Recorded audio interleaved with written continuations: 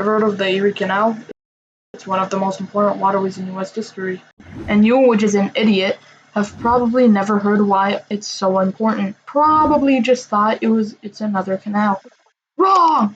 It's crucial for trade. So back in the day, the way to transport was with boats. And to use boats, you need water. For water, you need good waterways. Guess what? No waterways near New York! Well, kind of if you exclude rivers. However, there's this guy named Clinton. No, not you, Bill. I meant DeWitt Clinton. Yes, DeWitt. He decided to make a bootleg river and thought more water equals more money, which makes sense. But people didn't care and believe.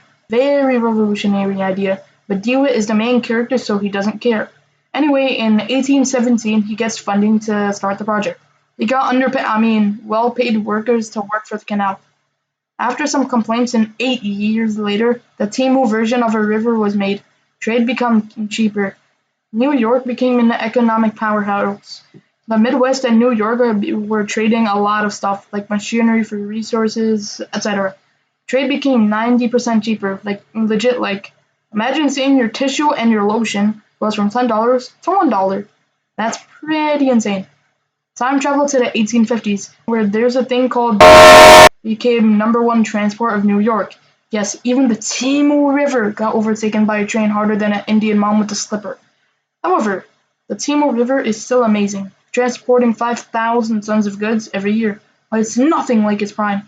Because in 1951, 5.2 million tons of goods were transported. However, the Erie Canal still remains as an extremely good transport method that is still used to deliver food to your fat self. Now subscribe or I'll send you down the Timu River.